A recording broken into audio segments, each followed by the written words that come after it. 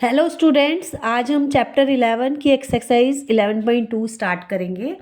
इससे last class में हमने इंट्रोडक्शन पार्ट किया था, जिसमें आपको बताया था हमने कि वेरिएबल का यूज़ कैसे ज्योमेट्री और अरिथमेटिक की जो प्रॉपर्टीज़ हैं, कम्यूटेटिव, डिस्ट्रीब्यूटिव, उसको शो करने में हम यूज़ करते हैं। उसी पे बेस्ड है ये एक्सरसाइज। तो चलिए स्टार्ट करते हैं। फर्स्ट क्वेश्चन है, the side of an equilateral triangle is shown by L. एक इक्विलेटरल ट्राइंगल है, उसकी साइड को एल से शो कर रहे हैं, एक वेरिएबल फॉर्म में दी हुई है उसकी length. Express the perimeter of the equilateral triangle using L. और आपको उसका पेरीमीटर उस ट्राइंगल का एल के फॉर्म में ही देना है, मतलब आपको एक वेरिएबल फॉर्म में ही देना है। फॉर्मूला एक बन जाएगा इसमें। तो पहली बात तो आपको इसमें ये पता होना चाहिए कि इक्विलेटरल ट्राइंगल होता क्या है। ट्राइंगल तो सबको पता है, जिसकी 3 साइड्स होती हैं वो ट्राइंगल होता है। और इक्विलेटरल ट्राइंगल वो होता है जिसकी तीनों साइड्स इक्वल हों, उसको बोलते हैं इक्विलेटरल ट्राइंगल। तो इसकी एक साइड दी हुई है, that is L, variable form में। तो बाकी साइड्स भी एल ही लेंगे हम, क्योंकि ये दिया हुआ है कि इक्विलेटरल ट्राइंगल है। ये बात और है कि इसमें क्योंकि ये वेरिएबल फॉर्म में है, तो ये वैल्यू आपकी वेरी करेगी, कुछ भी हो सकती है। तो ये तय है कि जो भी एक की होगी वही तीनों साइड्स की होगी। तो अगर इसका हम पेरीमीटर निकालेंगे ट्रायंगल का, तो कैसे निकालेंगे? पेरीमीटर क्या होता है? Sum of length of all the sides of the triangle, या जो भी पॉलीगॉन जिसकी भी हम पेरीमीटर निकालते हैं उसकी लेंथ का सम कर दो, सारी साइड्स का। सारी साइड्स की जो लेंथ है उनका सम कर देंगे तो पेरीमीटर निकल आएगा। इसकी 3 साइड्स हैं, तो कैसे लिखेंगे? L plus L plus L. और क्योंकि तीनों इक्वल है साइड्स, तो हम लिख सकते हैं 3 मल्टीप्लाइड बाय एल, या 3 into L is equal to 3L। यह आपका पेरीमीटर आ गया। अगर पेरीमीटर को हम पी से डिनोट करते हैं तो अब अगर एल की वैल्यू मान लो 3 है, 3 सेंटीमीटर है, एल इज इक्वल टू आपको 3 सेंटीमीटर दिया हुआ है, तो क्या हो जाएगा perimeter? 3 multiplied by 3 that is 9 centimetre. ठीक है ना? तो इसी तरह ये तो मैंने समझाया आपको। करेंगे कैसे इसको? पहले स्टेटमेंट लिखेंगे, क्या दिया हुआ है आपको। तो the side of equilateral triangle, equilateral triangle कितना दिया हुआ है? एल, वेरिएबल है एक। ठीक है, तो पेरीमीटर क्या हो जाएगा इसका? Perimeter is equal to 3 into L, that is 3L। अगर हम पेरीमीटर को P से करें तो P is equal to 3L। और क्योंकि आपको पता है जो लेंथ होगी वो तो किसी ना किसी यूनिट में ही होगी, ये तो वेरिएबल फॉर्म में है इसलिए यूनिट नहीं दिया हुआ। तो जब यूनिट ना हो तो आप यहाँ यूनिट लिख सकते हो, 3L यूनिट, क्योंकि यूनिट लिखना बहुत ज़रूरी होता है। पेरीमीटर, एरिया वगैरह सब लिखेंगे जहाँ पे भी हो, अगर यूनिट यूज़ हुई है। और इसमें क्योंकि यूनिट नहीं दी हुई तो आप लिख सकते हो 3L यूनिट्स। तो इस तरह आपने देखा कि इक्विलेटरल, बस आपको एक तो ये पता होना चाहिए कि इक्विलेटरल ट्रायंगल क्या होता है। तो इसलिए एल प्लस एल करके हमने फॉर्मूला एक बना लिया, और उसने एल ही फॉर्म में हमसे पूछा था। तो चलिए नेक्स्ट क्वेश्चन करते हैं। The side of an regular hexagon is denoted by L. अब इसमें ध्यान देने वाली बात है, इसमें भी रेगुलर हेक्सागन लिखा है। और हेक्सागन मतलब होता है ऐसा पॉलीगॉन जिसकी 6 साइड्स हो। Hexa means 6। तो express the perimeter of the hexagon using L. इसमें भी साइड जो है एल दी हुई है, और उसी को यूज़ करके पेरीमीटर एक्सप्रेस करना है। हिंट भी दिया हुआ है इसमें, देखो, a regular hexagon has all the 6 sides equal in length. तो चलिए एक हेक्सागन बना लेते हैं जिसकी 6 साइड्स हैं और इक्वल है। 3 साइड्स हो गई, ये 4, 5 और 6। तो एक अगर एल है तो सारी इक्वल होंगी क्योंकि रेगुलर हेक्सागन है। इस तरह लिखेंगे हम। तो इसका पेरीमीटर भी क्या होगा?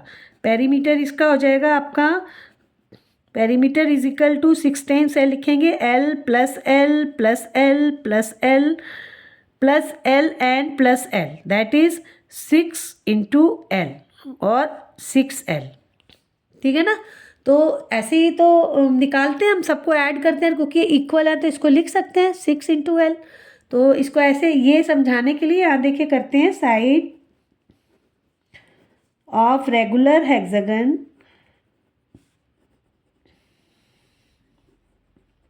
कितना है? एल। और आपका पेरीमीटर क्या होगा?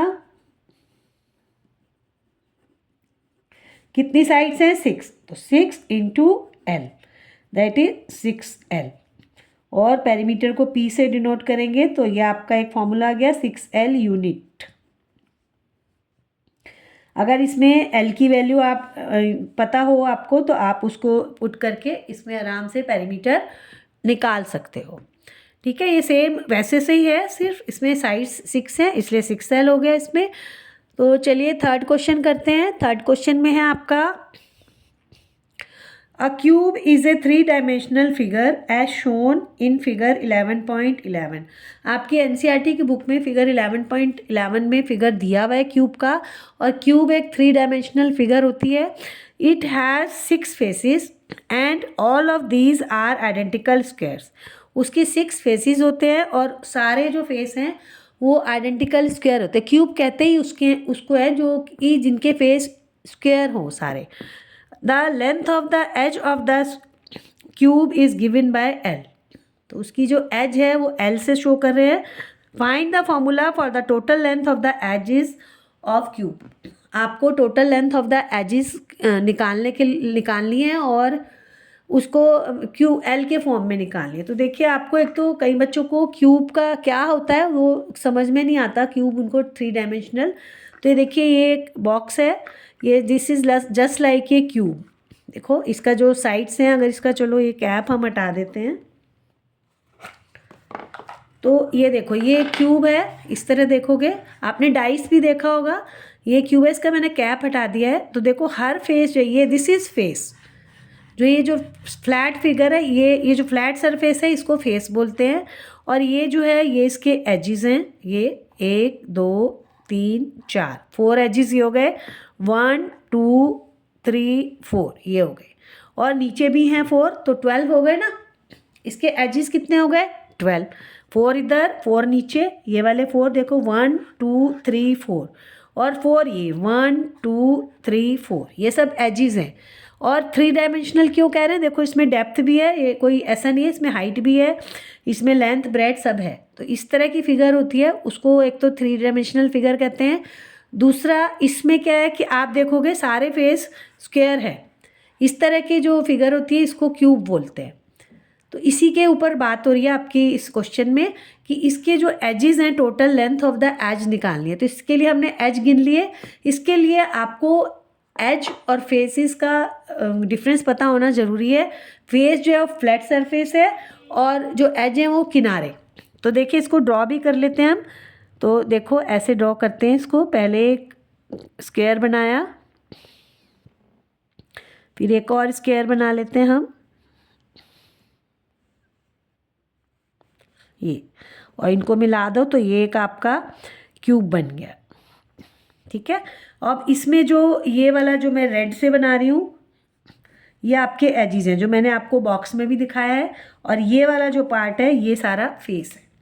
तो आपके नंबर ऑफ एजेस कितने हुए आपने काउंट किए थे 12। देखो 1 2 3 4 5 6 7 8 9 10 11 12, ये मैंने इसमें आपको बॉक्स में भी बताए थे, ये जो बॉक्स दिखाया था। तो नंबर ऑफ एजेस कितने हैं 12, और लेंथ ऑफ एज कितनी है, एक एज कितने हैं, length of the edge of the cube